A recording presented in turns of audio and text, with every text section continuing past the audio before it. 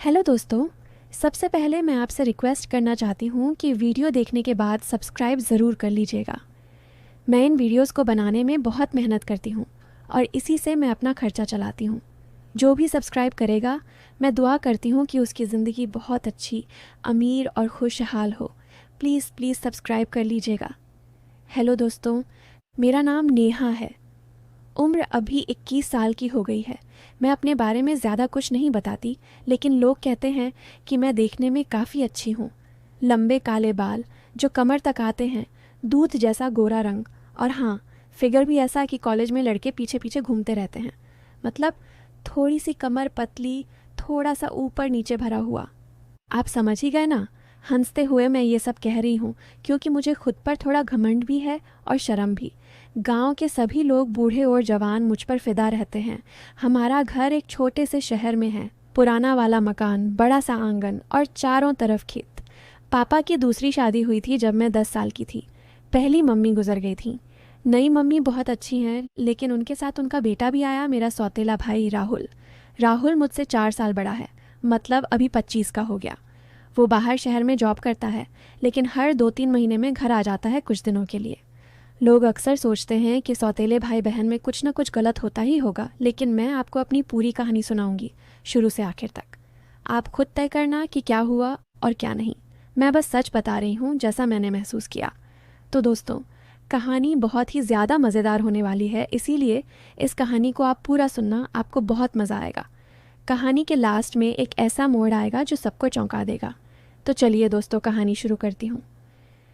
जब राहुल भैया पहली बार हमारे घर आए थे, मैं छोटी थी। वो मुझे देखकर मुस्कुराए थे और बोले थे, नेहा, मैं तेरा बड़ा भाई हूँ, अब कुछ चाहिए हो तो मुझे बता देना। उनकी आवाज़ में कुछ ऐसा था कि मुझे अच्छा लगा। वो बहुत लंबे हैं, चौड़े कंधे और चेहरा ऐसा कि लड़कियाँ फ़िदा हो जाती हैं। मम्मी कहती थी, तेरा भैया बहुत समझदार है, पढ़ाई में भी अच्छा था। समय बीतता गया, मैं बड़ी होती गई और राहुल भैया भी।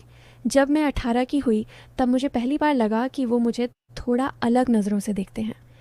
एक दिन मैं नहाकर निकली थी, बाल गीले थे और मैंने जल्दी में सिर्फ एक पतली सी सलवार कमीज़ पहनी थी जो थोड़ी चिपक रही थी। मैं अपने कमरे में जा रही थी कि राहुल भैया किचन से निकले और मुझे देखा। उनकी नज़र एक पल के लिए रुक गई, फिर वो मुस्कुराए और बोले, नेहा, बाल सूखा ले वरना सर्दी लग जाएगी। मैं शर्मा गई, लेकिन अंदर से कुछ अजीब सा लगा। क्या वो बस भाई की तरह कह रहे थे या कुछ और? फिर धीरे धीरे बातें बढ़ने लगीं। जब वो घर आते, रात को हम सब छत पर बैठते। मम्मी पापा जल्दी सो जाते और मैं और राहुल भैया देर तक बातें करते। वो मुझे अपनी जॉब की बातें बताते, शहर की लड़कियां कैसे हैं, कैसे ड्रेस पहनती हैं। मैं हंसती और कहती, भैया, आप भी तो लड़कियों के पीछे भागते रहोगे ना?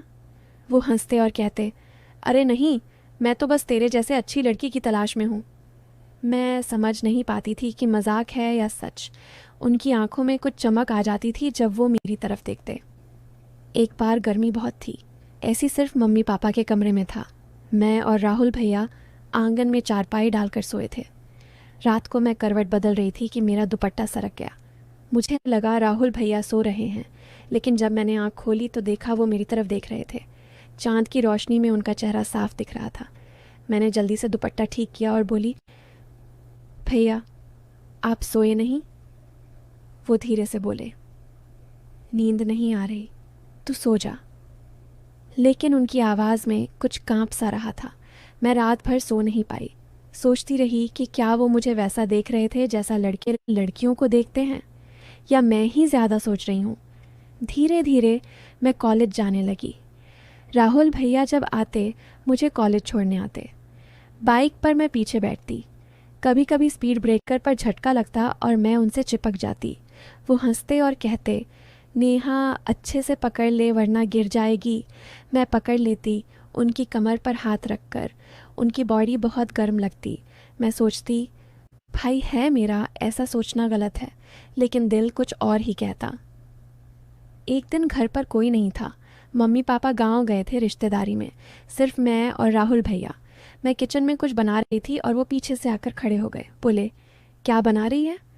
मैंने मुड़कर देखा तो वो बहुत करीब थे। उनकी सांस मेरे गाल पर लग रही थी। मैं थोड़ा पीछे हटी और बोली, चाय बना रही हूँ, आप बैठो। लेकिन वो नहीं हटे। बोले, नेहा तू बड़ी हो गई है कितनी जल्दी, पहले छोटी सी थी। और उनकी नज़र मेरे चेहरे से नीचे सरक गई। मैं शर्मा गई, लेकिन कुछ कहा नहीं, बस चाय बनाकर दे दी। हम दोनों बालकनी में बैठकर चाय पी रहे थे। मौसम अच्छा था, हवा चल रही थी, मेरा दुपट्टा उड़ रहा था और बार बार मेरे चेहरे पर आ रहा था। राहुल भैया ने हाथ बढ़ाया और धीरे से दुपट्टा हटाया। उनका हाथ मेरे गाल को छू गया। एक पल को दोनों चुप रहे। फिर वो बोले, सॉरी। मैं बोली, कोई बात नहीं भैया। उसके बाद कुछ दिन कुछ अजीब से हो गए। वो मुझे ज़्यादा देखते, ज़्यादा बात करते। कभी मेरे कमरे में आकर मेरे कपड़े देखते और कहते, ये ड्रेस बहुत अच्छी लगेगी तुझ पर। मैं पहन कर दिखाती।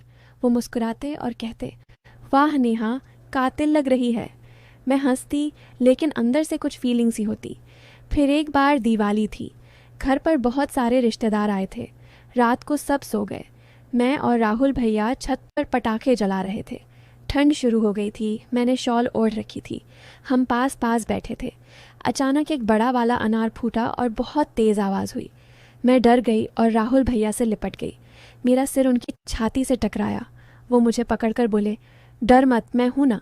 मैं कुछ देर वैसी ही रही। उनकी धड़कन बहुत तेज़ चल रही थी। मैंने सिर उठाया तो हमारी आंखें मिली। बहुत करीब थे हम।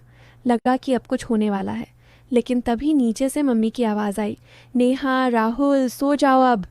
हम अलग हो गए। मैं नीचे भागी। दिल बहुत तेज़ धड़क रहा था। धीरे धीरे मुझे लगने लगा कि राहुल भैया भी वैसा ही महसूस करते हैं जैसा मैं। लेकिन मैं डरती भी थी। वो मेरा भाई है, सौतेला ही सही, लेकिन भाई। समाज क्या कहेगा, और अगर कुछ गलत हुआ तो सब बर्बाद। लेकिन दिल नहीं मानता था। एक दिन राहुल भैया ने मुझे अपने कमरे में बुलाया। बोले, नेहा, एक ज़रूरी बात करनी है। मैं गई। वो बिस्तर पर बैठे थे, मैं कुर्सी पर बैठी। वो बोले, नेहा, मैं बहुत दिनों से सोच रहा हूँ, तू मेरे लिए सिर्फ बहन नहीं है। मैं तुझे बहुत चाहता हूँ, बहुत ज़्यादा। मेरा दिल ज़ोर से धड़कने लगा। मैं कुछ बोल नहीं पाई। वो आगे बोले, मैं जानता हूँ ये गलत है, लेकिन दिल नहीं मानता। तू क्या सोचती है? मैं रोने लगी।